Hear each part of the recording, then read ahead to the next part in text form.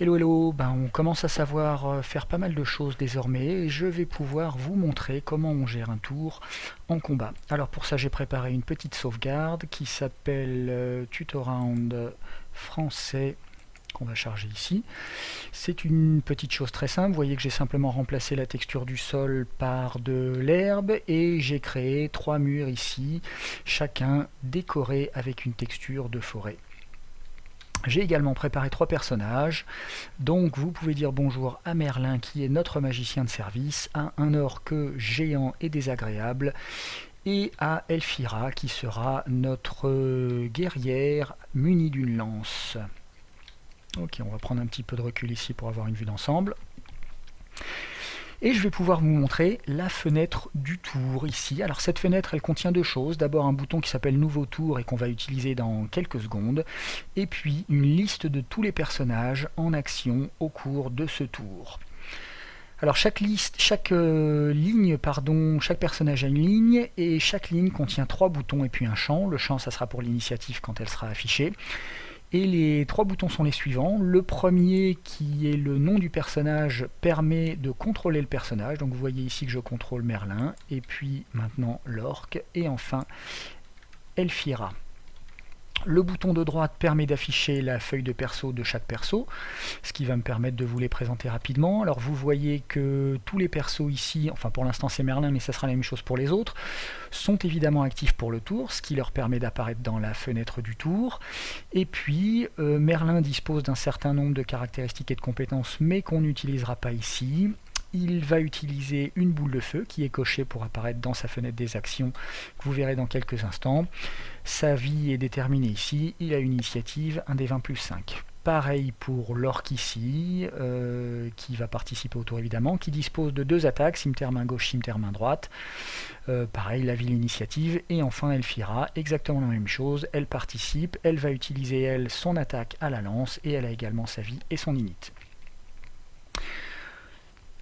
Voilà, alors on va fermer ça maintenant, on va afficher le journal et on va commencer un nouveau tour. Donc pour ça je clique sur le bouton nouveau tour. Vous voyez que les initiatives sont calculées, donc l'orc va frapper en premier, va agir en premier. Il a fait un 23, suivi d'Elfira qui fait un 22 et Merlin enfin avec un 13. Vous avez les détails des dés ici. Donc, comment un personnage va-t-il agir? Alors, on va afficher pour ça, on va cliquer sur le dernier bouton que je ne vous ai pas encore présenté, qui affiche la fenêtre des actions du personnage. Et cette fenêtre, elle contient 2 choses. Elle contient d'abord la liste des actions que nous avons sélectionnées au cours de ce tour pour ce personnage. Donc ici, vous voyez que l'orc utilise bien ces 2 cimetières, main droite et main gauche ici.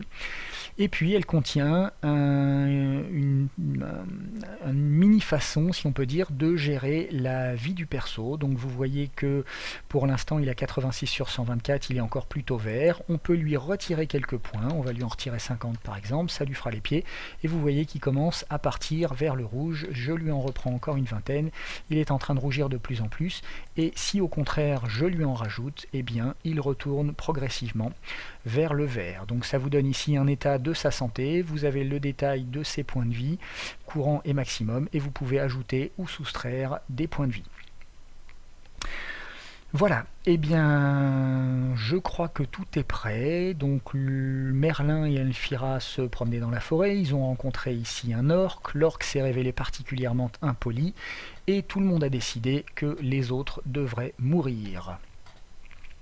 On attaque donc le combat, c'est l'orc qui agit en premier, je prends donc son contrôle, il va se précipiter ici sur Elfira et il va lui mettre 2 coups de cimetière, donc c'est parti, on clique ici sur OK, et vous voyez qu'il fait comme dégâts. Alors on part du principe que ça touche à chaque fois, hein, on va pas s'embêter à vérifier si les coups portent. On va dire que ça touche, 5 et 7 ça fait 12 points de dégâts, et donc Elfira va encaisser ici ses premiers dégâts. On va lui mettre un -12, elle n'est plus qu'à 59 sur 99. L'orc a terminé son tour, il s'est déplacé, il a frappé. C'est donc désormais au tour d'Elfira qui va effectuer une petite manœuvre pour se retrouver ici sur le côté de l'orc. Et puis elle va à son tour frapper d'un coup de lance terrible qui va faire 8 points de dégâts. On part du principe que le 15 touche encore. Et donc l'orc va encaisser ses 8 points. Voilà, voilà. Donc Elphira a joué, elle s'est déplacée, elle a frappé. C'est maintenant au tour de Merlin. Merlin qui va lancer une boule de feu. Comme c'est un magicien sympathique et intelligent, il va penser à lancer sa boule de feu un petit peu à gauche et derrière l'orque, de façon à ce que Elphira ne soit pas atteinte par les dégâts de feu. Donc il lance sa boule de feu ici, il va nous faire 12 points de dégâts, il a un peu raté ses dés, Merlin, on peut voir qu'il a 3-1 ici sur des D6, heureusement qu'il y a 2 D6 qui sont pas trop mauvais. Pour un total donc de 12 que l'orque va encaisser ici, moins 12. C'est parti. Voilà, donc les 3 personnages se sont déplacés, ont frappé, on va pouvoir maintenant attaquer un nouveau tour. Voilà qui est fait, donc l'ordre reste le même, l'orque va frapper en premier avec son 14, puis Elphira avec un 8, et enfin Merlin lancera sa boule de feu avec un 6. Je ne vais pas vous refaire le tour, le but de cette démo c'était simplement de vous montrer comment fonctionne un tour. Je termine simplement en mentionnant que vous voyez tout est fait pour qu'on puisse gérer le tour en utilisant uniquement les colonnes externes, c'est-à-dire le journal sur la droite et puis les fenêtres de tour et d'action sur la gauche. Donc en principe, la colonne centrale ici de l'écran restera toujours découverte pour que vous puissiez suivre ce qui se passe sur la scène et durant l'action.